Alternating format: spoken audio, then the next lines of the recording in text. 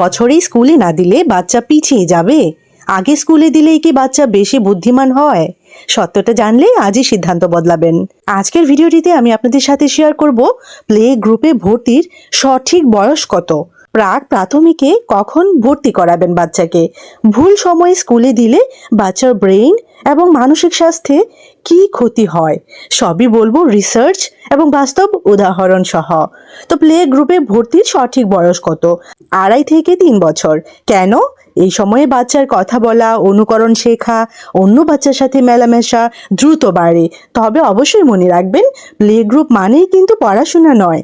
Play group মানে খেলা, গান, গল্প, সামাজিক দক্ষতা। এবার চলুন জানি নার্সারি বা প্রাক প্রাথমিকে ভর্তির বয়স কত।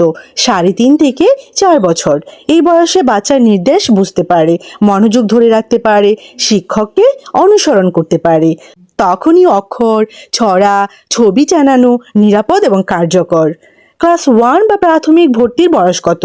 5+ ইয়ার্স, মানে 5 বছরের পূর্ণ হয়ে গেলে তখন। বাংলাদেশে সরকারিভাবে 5 বছর পূর্ণ না হলে ক্লাস 1-এ দেওয়া উচিত নয়। একটু ভুল ধারণা রয়েছে, মিথ ব্রেকার। আগে স্কুলে দিলে বাচ্চা স্মার্ট হবে, দেরি করলে বাচ্চা পিছিয়ে পড়বে। গবেষণা কি বলছে? আগে স্কুলে দেওয়া বাচ্চারা অনেক সময় চাপগ্রস্ত, আত্মবিশ্বাসে দুর্বল এবং পড়াশোনায় আগ্রহ হারায়। আসল প্রশ্নটা বয়স না, প্রস্তুতি। আপনার বাচ্চা কি নিজের কথা বলতে পারে, মায়ের হাত ছেড়ে থাকতে পারে, টয়লেট সিগন্যাল বোঝায়, 10 থেকে 15 মিনিট মনোযোগ ধরে রাখতে পারে? এগুলো পারলে স্কুল রেডি। স্কুলে আগে নয়, প্রস্তুত হয়ে গেলেই বাচ্চা এগিয়ে যায়। তো এই ভিডিওটি নতুন মা বাবাদের সাথে শেয়ার করুন, লাইক দিন ভিডিওটিতে যদি আপনার কাছে ভিডিওটি ইনফরমেটিভ মনে হয়।